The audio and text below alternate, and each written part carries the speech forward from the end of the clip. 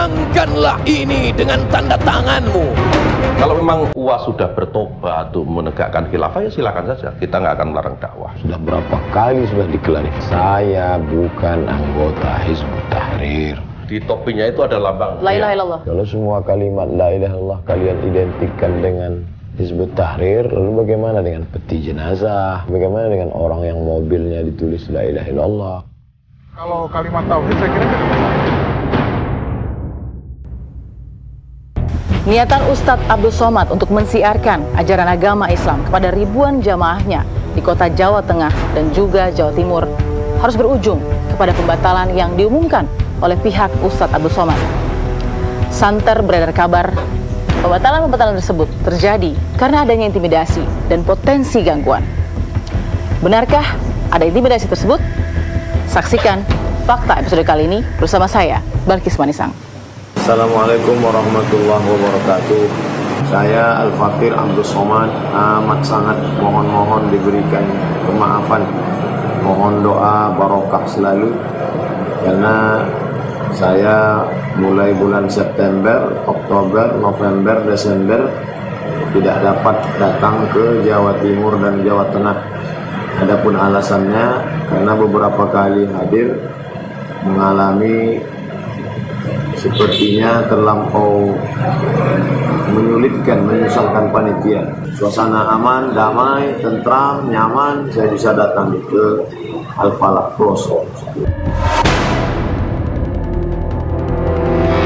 Alhamdulillah tim Fakta bisa mendapat kesempatan untuk kemudian berbincang dengan Ustadz Abdul Somad. Kita ingin tahu pasca video blog yang beliau sampaikan, testimoni yang disampaikan berisi soal pembatalan beberapa ceramah di titik-titik di Jawa Tengah. Kita juga ingin klarifikasi bagaimana juga dengan tanggapan dari GP Ansor misalnya kepada Ustadz Abdul Somad yang secara terbuka juga sudah berkomunikasi atau memberikan informasi di sosial media. Assalamualaikum Pak Ustadz. Waalaikumsalam. Apa kabar Pak Ustadz? Alhamdulillah sehat. Terima kasih waktunya untuk Fakta. Sepertinya tidak kering ya Pak Ustadz berita tentang Pak Ustadz, karena kita pikir setelah ramainya Cawapres kemarin ada perubahan konsentrasi, tapi ternyata apa yang kita pernah ikuti dulu di Bali misalnya, mungkin keadaan yang tidak mengenakan juga untuk Pak Ustadz, tapi bisa dilalui dengan baik. Lalu kemudian belum juga di Hong Kong, Pak Ustadz. Sekarang kemudian giliran kembali di Bumi Nusantara, ada di beberapa titik, kalau tidak salah di Jepara, Semarang. Ini sebenarnya berawal dari 17 Juli 2018. Ketika itu ada undangan ke Grobogan. Dia sepaket dengan Kudus. Yang Kudus dibatalkan karena tidak memungkinkan. Panitia tidak siap karena tekanan-tekanan. Nah, akhirnya yang Grobogan jadi. Panitia mengatakan oke, tidak ada masalah. Tapi setelah selesai kajian baru saya paham ada kesulitan yang luar biasa. Ustadz, ternyata tadi malam Bapak Kapolres mengamankan sekian puluh orang, ditahan di sini, di stop di jalan ini. Lalu saya berpikir, loh, kita ngajinya cerita tentang mati, tidak ada cerita politik, tidak ada cerita makar, tidak ada ditunggangi. Dan ini Kiai Haji Hasan Anwar, murid langsung Mbah Hashim Asy'ari. Oke lah, ini sudah berlalu. Kudus batal, Grobogan dengan masalah. Tak lama sesudah itu kita 30-31 di Semarang. Ketika kita sampai di Semarang, apa yang terjadi? Turun di airport, ternyata yang menyambut saya bapak-bapak dari TNI dan polisi. Di tempat acara langsung Bapak Kapolda, Pak Condro Kirono. Saya tanya berapa pengamanan 1 kilometer dari airport. Di dalam perjalanan saya mikir, ini kita mau ngaji bukan mau perang. Dari pintu gerbang ke dalam ini sahabat-sahabat dari PP, Pemuda Pancasila. Saya berpikir kita sudah menyusahkan banyak orang. Di mana-mana pengajian saya tidak kurang, tidak lebih dari perbaikan ekonomi umat, perbaikan pendidikan, perbaikan politik. Tidak pernah nyebut partai, tidak pernah nyebut nomor, tidak pernah nyebut nama, hanya supaya umat ini melek. Itu saja. Sahabat dekat saya mengajak saya ke Jepara, kampung halaman beliau. Ternyata apa yang terjadi, tiba-tiba kata beliau batal. Lalu beliau alihkan ke Masjid Islamic Center Jakarta. Berangkat dari gagal ini, kemudian terjadi tapi dengan persiapan yang terlalu melelahkan. Jadi saya ambil kesimpulan, kelihatannya nampaknya Jawa Tengah, Jawa Timur kurang kondusif. Maka saya pikir untuk sementara kita cooling down, tenang dulu, masa bertenang. Karena kalau saya paksakan melawan ini, pokoknya jalan terus. Ini ngajak kelahi, ini ngajak perang. Jadi saya pikir oke, kalau begitu kita setelah pikir panjang kita off dulu. September, Oktober, November, Desember off dulu. Jawa Timur, Jawa Tengah. Toh kita selama ini tidak ada manajemen, tidak ada ambil DP, harus tiket pesawat bisnis, harus VIP, harus hotel bintang 5, harus enggak ada. Jadi tidak ada janji apa-apa, tidak ada. Jadi pembatalan begitu, kita juga mohon maaf. Jadi saya bilang solusinya kita buat aja video. Video itulah yang kemudian viral. Para kiai, saya, Al-Faqir, Ananda, Abdul Somad, mohon maaf karena kekhilafan dan kesilapan, karena keadaan tidak bisa melanjutkan janji tausiah. Ada intimidasi langsung tidak sih Pak Ustadz yang disampaikan kepada manajemen mungkin, atau langsung kepada Pak Ustadz? Setelah kajian baru kita tahu ternyata ada puluhan orang, hampir ratusan yang akan merusak acara tadi malam. Apakah itu bukan intimidasi? Tentara Abdul Somad sudah datang. Itu yang datang ke sana itu adalah jamaah. Kita tidak punya tim. Kita tidak punya tim untuk mengongkosi orang, ini uang, tolong survei ke sana. Tidak ada uang kita untuk itu. Kita tidak punya manajemen. Kita bukan perusahaan. Kita bukan artis. Kita punya sahabat-sahabat dakwah yang sebelumnya mereka tidak kenal Islam, tidak kenal Tuhan, tidak tahu sholat. Setelah mengenal pengajian ini lewat internet, mereka cari kita. Akhirnya kita jalin silaturahim. Mereka lalu mengikhlaskan diri. Dengan uang mereka sendiri, dengan ongkos sendiri, dengan mobil sendiri, dengan tiket pesawat sendiri, datang ke sana untuk mencari. Dan mereka kalau pergi ke acara-acara seperti acara pameran, Islamic Book Fair Exhibition, ada jual-jual topi, La ilaha illallah Muhammad Rasulullah, mereka beli. Dan seumur-umurnya pakai topi itu sekali itu. Tidak ada hubungan dengan Ikhwanul Muslimin, Hizbut Tahrir, garis keras, radikal, apapun tidak ada. Dipakainya topi itu. Lalu dijepret, dipoto, dikatakan tentara Somad sudah datang. La haula wala quwwata. Orang bisa jadi trauma terhadap dakwah. Kalau orang trauma terhadap musik, dia berhenti dengar musik. Tapi kalau orang trauma memakai la ilaha illallah, dia bisa jadi ateis, dia bisa jadi tidak bertuhan. Lalu saya katakan, kamu tidak salah. Memakai topi la ilaha illallah Muhammad Rasulullah tidak salah. Toh keranda jenazah orang la ilaha illallah, kaligrafi la ilaha illallah, tidak ada hubungan dengan apapun. Orang kalau merasa bersalah itu kan dia ingin menebus segala kesalahannya. Bagus, saya katakan.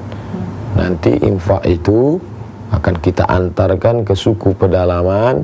Saya cari tanggalnya, kita akan buatkan madrasah diniyah awaliyah MDA. Nama MDA-nya MDA Tauhid. MDA Tauhid, insyaallah. Amin. Buah daripada fitnah itu. Kan nggak mungkin kita buat namanya MDA fitnah. Bolak-balik isu Hizbut Tahrir ini dari dulu. Sudah berapa kali sudah diklarifikasi. Saya bukan anggota Hizbut Tahrir. Saya pendakwah bebas yang diundang oleh Hizbut Tahrir dalam acara besar mereka dan undangannya umum. Karena kami di Riau biasa diundang. Tapi bukan sebagai anggota, simpatisan, sebagai tidak.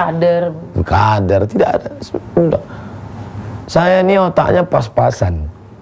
Karena beban kuliah di Al-Azhar itu 1 tahun, saya Fakultas Usuluddin 14 mata kuliah. 2 juz Quran. Jadi kalau saya ikut ini, ikut itu, nggak muat otak saya. Sedang serius saja saya nilainya cuman jayyid, good. Apalagi saya mau ikut ini, mau ikut itu.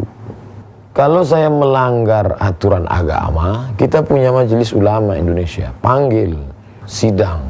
Saya siap datang ke kantor MUI. Kalau saya melanggar secara hukum, itu domain polisi. Kita negara hukum. Jadi jangan dihakimi. Kalau saya pribadi, ya itu menenangkan diri. Tapi umat akan menjadi korban. Karena kalau saya teruskan ini dianggap perlawanan. Wah, tentara UAS sedang beraksi. Lihat, dia sudah mulai bangkit. Emang saya ini Rambo. Karena ini orang kok menganggap kita tentara, kita mau perang, mau mendirikan negara Islam di Indonesia. Sudah diklarifikasi lewat upacara bendera, diklarifikasi lewat video kita di dalam hutan mengajari anak-anak. Sudah enggak juga, ini orang mau apa? Mau viral? Mau apa? Hidup ini kok, kita hidup ini yang dicari ridha Allah, cukuplah.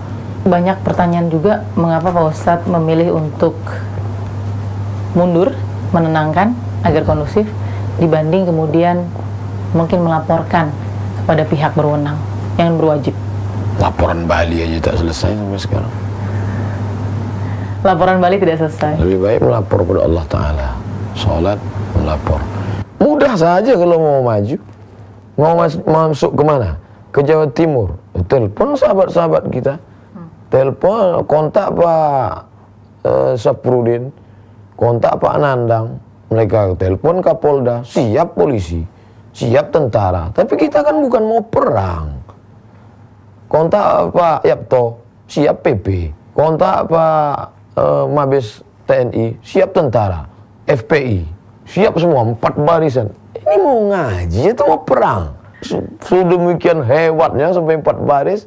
Tahu-tahu isinya, marilah kita bertakwa kepada Allah. Kan, jadi saya lebih baik, udah kita bertenang. Bertenang pun Pak Ustadz masih dipertanyakan juga sama beberapa kelompok. Misalnya, kenapa sampai Desember? Ada apa? Tahun politik? Kenapa sampai akhir tahun? Kenapa tidak selamanya? Ada yang kemudian kelompok-kelompok yang berkata makanya keinginan orang sulit untuk ditangkap. Ghayatun la tudrak. Nah, jadi kenapa sampai Desember? Biasa kan orang tenang kan 3 bulan kan tenang. Dia nggak tenang juga, tetap juga menghadang. Ya udah nggak usah masuk. Kita ini kan cuma ngajar. Jadi mana mau daerah. Ya, sekarang tadi di Polewale Mandar, aman, tak ada penolakan. Kemudian di Pangkep tadi, aman. Besok subuh, besok pagi, besok siang di Batu Licin. Insya Allah aman. Jadi yang tidak ada masalah, ayo kita datangi. Yang kira-kira panitia pun saya harap jujur aja. Kalau ada masalah kasih tahu. Ustadz, nampaknya di sini kurang kondusif. Jadi untuk sementara Ustadz kami kategorikan sebagai Ustadz bermasalah. Ya nggak apa-apa. Pesalah. Saya nyanyi Indonesia Raya dari SD. Bukan berarti saya dari pesantren radikal yang nggak boleh ngangkat bendera. Orang saya dirijennya kok. Hiduplah Indonesia Raya.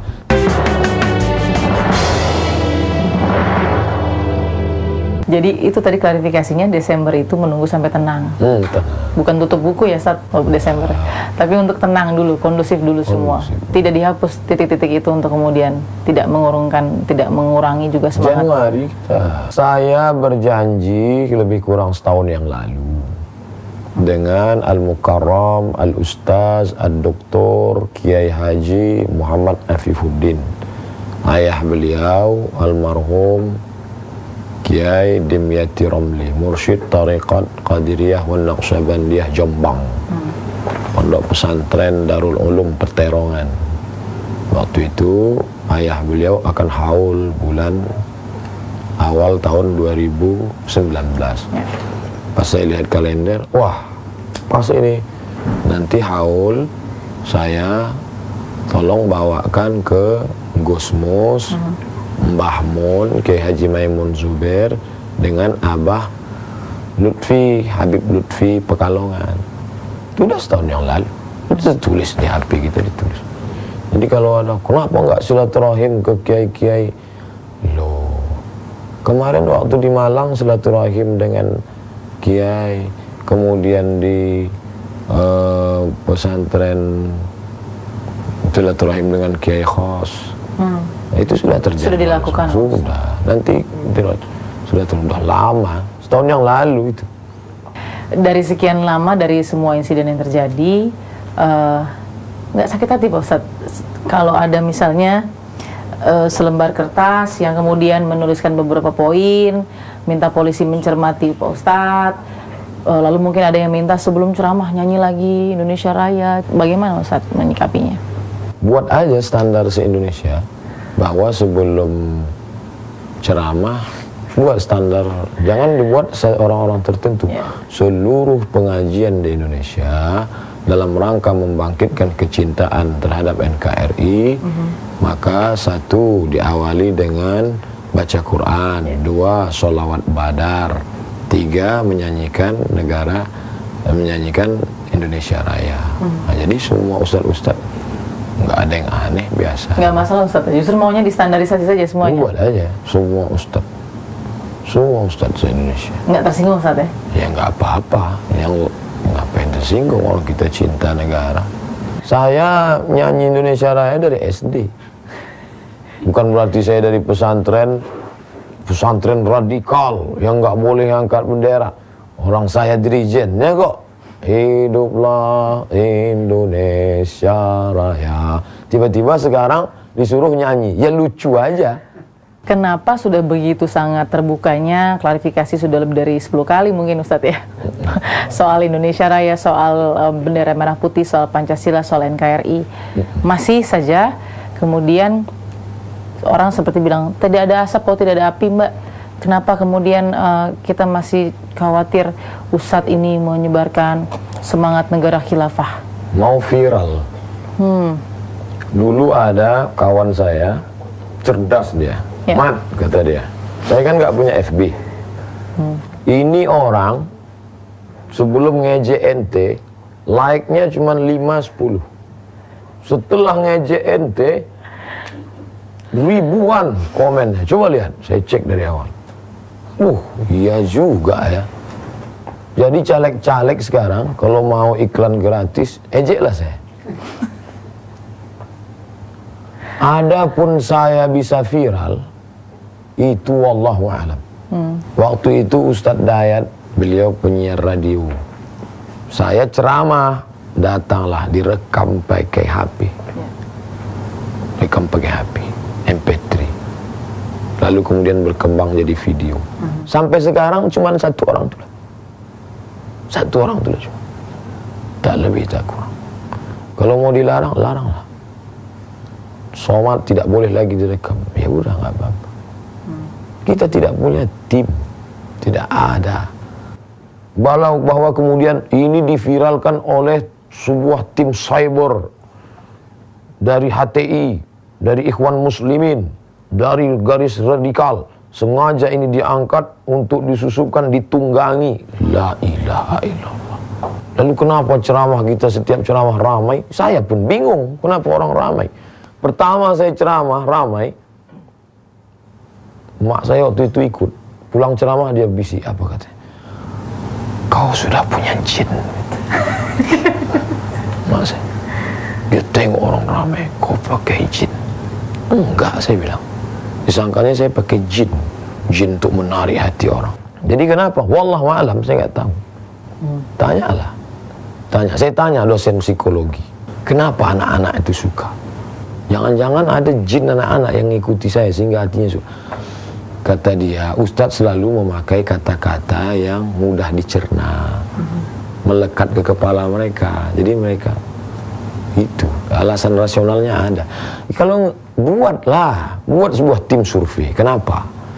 Jangan ditunggangi ini, ditunggangi politik dan lain-lain, ditunggangi ormas dan lain-lain. Ada lagi Ustadz, satu lagi yang kemarin juga sempat kita dengar, begitu viralnya vlog Ustadz membatalkan di beberapa tempat, karena kesiapan pribadi tadi dan alasan keamanan.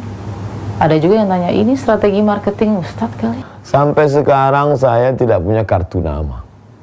Saya ceramah tuh setelah saya, ini baju ini dikasih orang.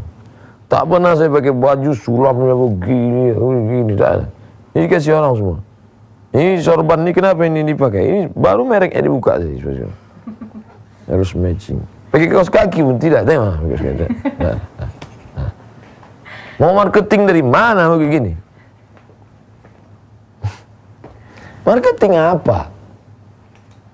Tidak pernah. Semua merek kasih, cincin kasih orang, ini kasih orang. Baju kasih orang, sorban kasih orang. Tak ada tim-tim kita. Kalau supaya harus eksis bertahan, maka harus bangkitkan isu-isu. Tak ada. Justru saya maunya tenang, bertenang. Bertenang. Bukan kita mau show. Kita maunya datang ngaji. Kayak sekarang. Datang tadi ke Pangkep ngaji. Habis itu ngaji.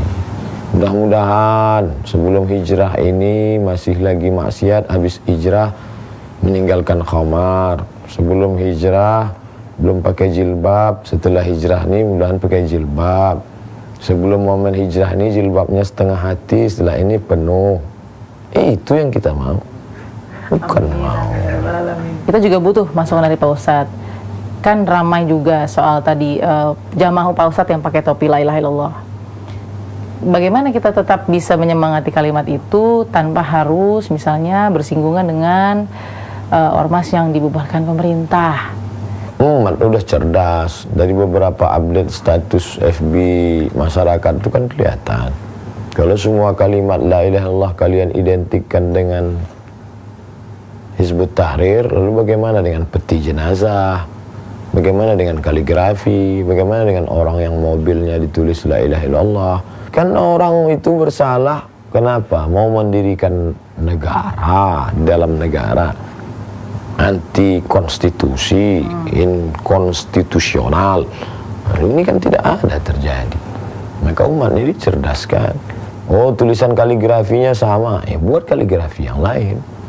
Kalau selama ini yang dipakai itu khat riq'i, atau khat naskhah, atau khat thulus, pakai kaligrafi. Kaligrafi kita banyak, ada rit'i, ada nasakh, ada thulus, ada kufi, ada diwani, ada diwani jali. Pakai kaligrafi yang lain.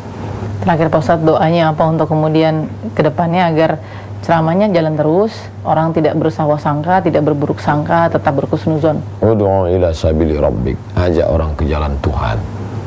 Kalau ada yang tidak sesuai, perlu berdebat, wajadilhum, debat billati hiya ahsan, dengan cara yang santun. Ustaz Somad, Anda ada beberapa hal yang ingin kami klarifikasi. Di Sidogiri saya kan gitu. Ustaz kami ingin klarifikasi. Oke, saya duduk. Diviralkan videonya. Ada. Dan kita bukan Ustaz eksklusif, tutup. Enggak. Dengan siapa apa. Terklarifikasi juga tadi oleh Ustadz, tidak kemudian melaporkan ke polisi karena masih yang dulu-dulu juga belum selesai, Ustadz. Jadi lebih baik mengcooling down-kan sendiri, mengambil inisiatif sendiri. Nanti kalau lapor kita dipanggil, BAP, bukti-bukti, apa itu segala macam. Sementara kita tidak bisa datang karena kesibukan keluar kota. Nanti kalau tidak datang, tidak bisa bekerja sama dengan baik. Hubungan kita dengan kepolisian sampai sekarang alhamdulillah baik. Prioritas kita masa bertenang, masing-masing menjaga ketenangan. Mari kita jaga tenang. Terima kasih Ustadz Abdul Somad sudah memberikan waktunya dan klarifikasinya kepada tim Fakta. Kita akan temukan fakta-fakta berikutnya.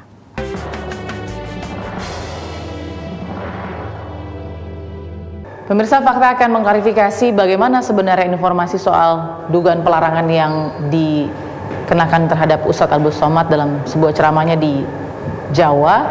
Salah satunya yang kita akan klarifikasi adalah Banser Ansor. Ada Ketua Umum GP Ansor, Gus Yakut Khalil. Assalamualaikum. Salam. Gus Yakut, apa kabar? Ya, apa kabar? Baik, baik. Sehat? Alhamdulillah. Alhamdulillah. Ya, terima kasih waktunya untuk Fakta, Gus. Ya, sama-sama.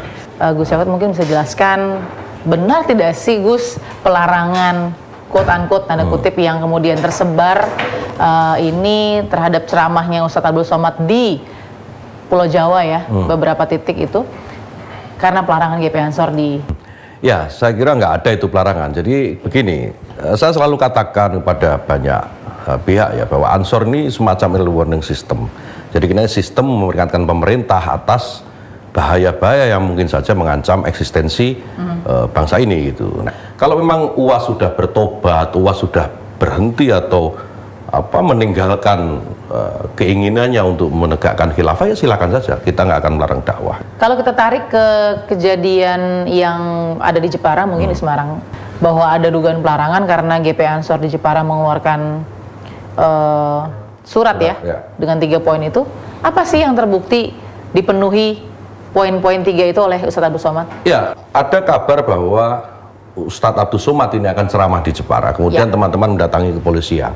Dan kepolisian waktu itu menjanjikan akan meneliti itu dan menjamin bahwa tidak akan ada atribut-atribut HTI di dalam ceramahnya Ustadz Abdul Somad nanti gitu ya. Atribut ya? Berarti perangkat nih ya? Perangkat. Nah, kemudian beberapa hari kemudian datang timnya UAS memakai atribut-atribut yang kami kenali sebagai atribut HTI, tentu kita keberatan menyampaikan. Misalnya dia pakai, ada satu tim yang pakai topi yang ada di topinya itu ada lambang bendera yang selama ini digunakan HTI, itu kalimat tauhid itu. Kalimat tauhid, la ilaha illallah. Iya, la ilaha illallah Muhammadur Rasulullah. Kita tidak tahu siapa yang mendokumentasi. Ya, yang menerima tahu tidak siapa? Ya, teman-teman di GP Ansor menerima itu. Ya. Gus Yakut sepakat kita sudah tahu bahwa HTI sudah bubar. Ya, HTI sudah bubar. Kita sepakat di situ ya, karena kan itu sudah sebagai putusan pengadilan. Jika melihat atribut la ilaha illallah, kita bisa mendefinisikan sebagai kalimat tauhid saja kan?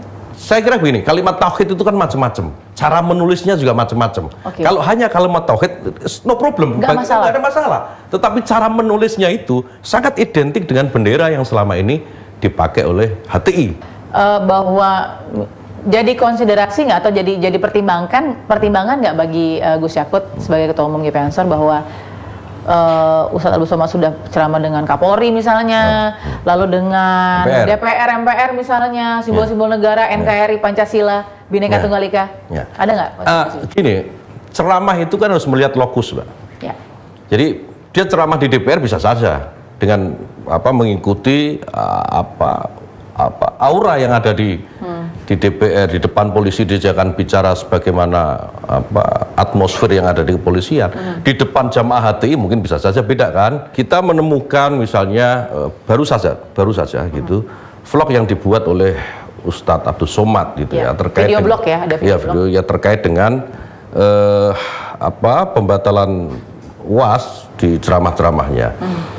Itu agak aneh bagi kami. Kenapa yang dibatalkan gitu? Kalau memang itu dibatalkan ya, bukan di titik-titik di mana dia disebut di Jepara misalnya dibatalkan, di Masjid Agung Jawa Tengah dia batalkan, di Ploso dia batalkan. Kenapa bukan hanya itu? Tapi dia menyebut termin gitu sampai Desember kalau tidak salah. Desember 2000 tahun ini kan? 18. Iya, sampai Desember gitu. Nah, ada apa kalau sampai Desember gitu? Kenapa Desember, itu jadi concern GPA? Ya ini tahun politik. Ini tahun politik. Oh, jadi mengkaitkannya GPA ke politik. Bisa saja. Bahwa UAS berpolitik dengan. Kita bukan mengaitkan, tetapi bisa saja itu, atau bisa jadi ini terkait dengan strategi marketing. Semakin penasaran orang kan semakin banyak yang ngundang. Ini berbeda kalau di NU itu nggak ada kiai yang punya manajemen.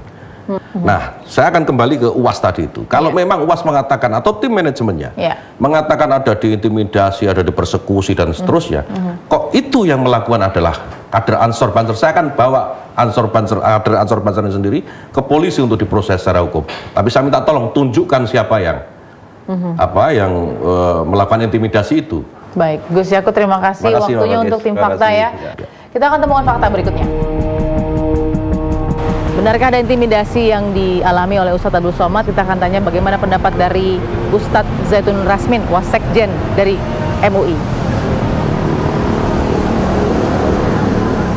Assalamualaikum. Waalaikumsalam. Apa kabar Ustadz? Ustadz terima kasih waktunya untuk fakta. Ustadz, benar tidak sih bahwa ada semacam intimidasi atau pelarangan atau intervensi terhadap ceramah-ceramahnya Ustadz? Contohnya saja Ustadz Abdul Somad yang kemarin batal. Saya kira karena popularitas beliau yang sangat tinggi, yang mungkin ada sebahagian orang yang salah paham atau mungkin ada orang yang merasa terganggu ya. Nah, tentu bagi kita, apalagi kalau Lembaga Majelis Ulama Indonesia mengharapkan ini tidak terjadi intimidasi, tidak terjadi pelarangan. Ini ceramah-ceramah Ustadz Abdul Somad, beliau sebagai salah seorang dai Ahlus Sunnah wal Jamaah dan transparan ya, semuanya kalau ada yang salah bisa dikoreksi. Apalagi kita ini kan jelas sekali ada aturan agama, ada MUI sebagai rujukannya, ada polisi, ada kejaksaan. Jadi seharusnya diarahkan ke sana. Selama Ustadz mengenal Ustadz Abdul Somad, mungkin secara langsung atau tidak langsung, pernah tidak menerima atau menangkap sebuah konten atau substansi dari ceramah yang menyimpang dari aturan yang ada di Indonesia?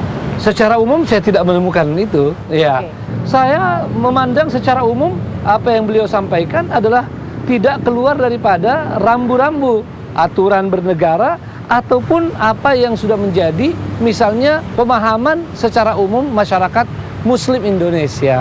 Ya, jadi karena itu memang sangat disayangkan bila ada pelarangan, ada intimidasi, apalagi itu dilakukan secara spontan oleh orang per orang, oleh kelompok-kelompok masyarakat ya. Hanya saya berharap ini bisa diatasi dengan baik, jangan aksi reaksi. Selama mengenal dan mengikuti mungkin ceramah dari Ustadz Abdul Somad, Ustadz Zaitun Rasmin bilang tidak ada yang keluar konteks. Sejauh ini aman-aman saja, meskipun mungkin masing-masing penceramah suka ada perbedaan ya, pasti. Oh iya, itu wajar sekali ya. Jadi kan di negeri kita ini, misalnya kalau urusan melanggar undang-undang kan sudah jelas ada pihak keamanan, kejaksaan dan sebagainya bisa menilai. Kalau dari sisi nilai agamanya, ya kebenarannya atau ada penyimpangan, itu ada MUI, ada para ulama kita, yang punya penilaian. Iya, yang punya penilaian. Sehingga ya kalau aliran menyimpang di Indonesia kan sudah jelas, ya baik nama maupun kontennya. Nah selama ini alhamdulillah kita tidak mendengar ada MUI misalnya yang memberi sorotan, ya catatan bahkan kepada ceramah-ceramah beliau. Ya. Ini kan berangkat dari entah miskomunikasi atau kurangnya komunikasi ya, Pak Ustadz, ketika kemudian menurut kelompok dari GP Ansor mengatakan ada atribut yang menempel quote-unquote begitu ya pada manajemennya UAS. Ini didefinisikan sebagai atribut HTI. Bagaimana kita mengartikan? Nah, kalau begitu ada kaitannya dengan masalah undang-undang misalnya, atau suatu pelarangan tentang organisasi tertentu. Nah, ini kan gampang. Ini kewenangan kepolisian, pihak kepolisian saja yang misalnya meneliti itu, ya, menyelidiki itu, dan apalagi itu hanya dipakai oleh salah satu oknum stafnya misalnya, kan tinggal itu yang dipanggil, ya. Tentu tidak wajar kalau stafnya atau ada orang yang memakai atribut yang disangka, yang diduga lambang dari satu organisasi yang sudah misalnya dibubarkan, terus kemudian berimbas ke pelarangan atau intimidasi pada Ustadz Abdul Somad. Ya, pembatalan. Dan karena itu perlu segera diselesaikan. Jangan dibiarkan. Bagaimana menyelesaikannya? Menyelesaikannya adalah dialog. Kayak tadi itu kan kurangnya komunikasi. Kalau langsung mengambil langkah klarifikasinya ke polisi, bagaimana Pak Ustadz? Siapa yang mengklarifikasi? GP Ansor meminta polisi mencermati. Tentu lebih bagus itu ya, dan diharapkan pihak kepolisian bisa arif ya dalam masalah ini supaya dapat menyelesaikan masalah dengan sebaik-baiknya tanpa harus menimbulkan kekhawatiran, menimbulkan keprihatinan atau menimbulkan kegaduhan pada umat kita. Kira-kira seperti itu. Bagi Ustadz Zaitun Rasmin, akan sensitifkah atau akan membaikkah nanti ke depannya kalau hal seperti ini sedikit-sedikit kemudian jatuhnya ke polisi misalnya dibanding musyawarah mufakat? Ya, sebenarnya kurang bagus ya, karena itu harus dihidupkan kembali semangat musyawarah mufakat kita, semangat untuk menyapa, semangat untuk komunikasi, dan orang-orang yang mau mengambil peduli, melakukan, menjembatani, menyelesaikan masalah ini. Ustadz, terima kasih sudah memberikan waktunya untuk fakta. Kita akan temukan fakta berikutnya.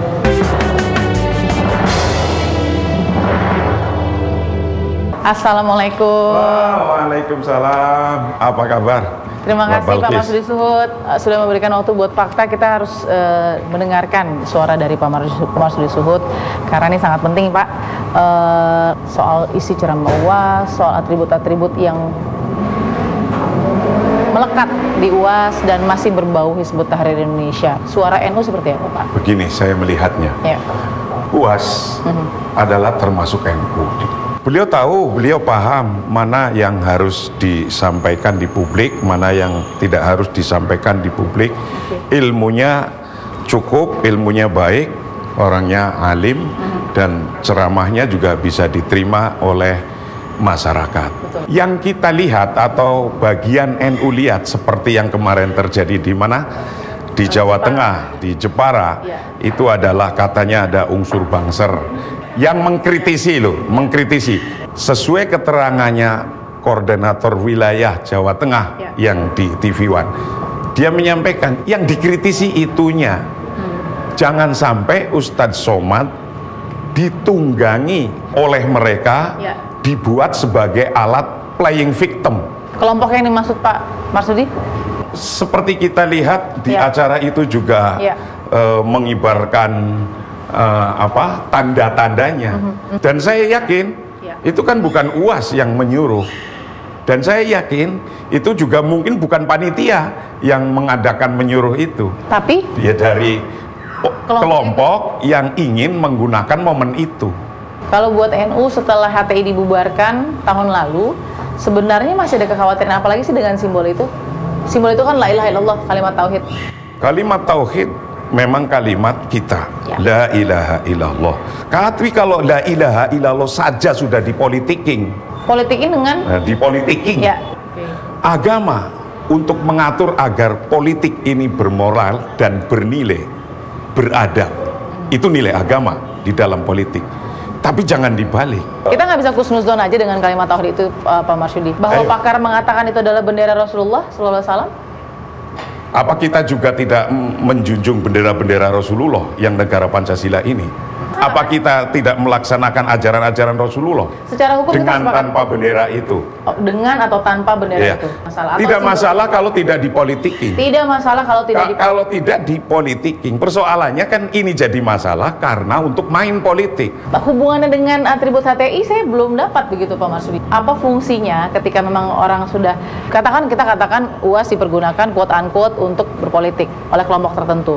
Tapi hubungannya dengan datangnya atribut HTI apa menurut Pak Marsudi? Kan sama saja pertanyaan sampai dengan pertanyaan saya. Apa hubungannya atribut bendera Indonesia dengan Indonesia? Ayo jawab. Hubungannya sangat erat Pak Marsudi. Ya sudah, kan begitu. Kalau seperti ini dari NU pasti kan tetap walaupun ada perbedaan tetap ingin damai ya Pak ya. Supaya semua mainnya fair play, semua tidak dipolitisir tadi kata Pak Suud. Gimana Pak pesan yang mau disampaikan? Betapapun tidak senang, rasionallah. Jangan sampai untuk mendapatkan kesenangan memakai cara-cara yang tidak menyenangkan. Baik, Pak Marsudi terima kasih. Nantikan fakta berikutnya.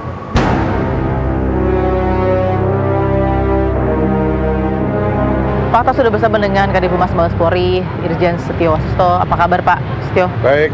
Sehat ya Pak? Alhamdulillah. Terima kasih waktunya untuk fakta. Kali ini kita ingin tanya Pak, mungkin memang belum sampai ke pihak kepolisian, tapi surat atau pointers yang disampaikan oleh GP Ansor kepada polisi ini ditangkapnya sebagai message atau pesan apa Pak? Saya mendapatkan informasi bahwa Ustadz Abu Somad membatalkan kegiatan-kegiatan di Jawa Tengah, Jawa Timur karena beliau merasa ada yang mengintimidasi. Ada yang mengintimidasi? Ya. Oleh sebab itu, saya selaku Kadif Humas juga mencari informasi. Sebenarnya apa sih yang dimaksud dengan intimidasi oleh beliau gitu ya? Karena tidak boleh ada intimidasi itu. Oleh sebab itu, saya menghimbau kalau memang ada intimidasi, lapor ke kepolisian terdekat. Dengan menggunakan mungkin ada kalimat tauhid dan juga kemudian warna hitam begitu ya backgroundnya ya atau latar belakangnya. Ini menurut Bapak itu salah satu atribut yang bisa di di dalam keputusan Kementerian Hukum dan HAM Dirjen Nahu itu tidak disebut. Tidak disebut. Jadi yang dibubarkan adalah organisasi HTI ya. Dan kegiatan-kegiatannya gitu. Kalau atribut-atributnya kan tidak disebutkan. Setahu saya seperti itu ya. Nah, bila ada seseorang, walaupun kita tidak tahu identitasnya, tapi seseorang menggunakan atribut yang diduga atau disangkakan merupakan atribut HTI, itu salah tidak Pak? Kalau kalimat tauhid saya kira nggak ada masalah. Misalnya seperti ikat kepala begitu Pak, warna hitam dengan kalimat tauhid la ilaha illallah. Nggak ada masalah. Nggak ada masalah sebenarnya. Benar tidak sih atas permintaan atau masukan laporan masyarakat pada maksudnya adalah GP Ansor meminta polisi untuk kemudian mencermati gerak-gerik UAS, latar belakang UAS dan lain-lain. Benar tidak sih Pak ada permintaan seperti itu dari GP Ansor? Sampai sekarang saya belum mendapatkan informasi itu dari Jepara. Nanti akan kita cek. Nah, bicara solusi Pak, mungkin masukan juga ke depannya Pak. Jika memang ada hal serupa terjadi, apakah sebuah acara itu yang notabene adalah ceramah misalnya harus dibatalkan terlebih dahulu untuk alasan keamanan, quote unquote, atau jalan saja terus? Sebetulnya yang melakukan asesmen, yang menentukan ini aman atau tidak adalah polisi. Polisi yang Polisi yang menentukan. Karena tidak bisa, mohon maaf nih, orang awam menentukan, wah ini tidak aman. Tidak aman dari dalam segi apa? Jadi jangan ujuk-ujuk batal atau membubarkan ya, membatalkan atau membubarkan, karena itu asesmennya di polisi sebenarnya. Asesmen atau judgement itu ada di polisi. Segala bentuk pembatalan atau pembubaran yang mengatasnamakan keamanan hendaklah tidak keluar dari pihak di luar kepolisian Republik Indonesia.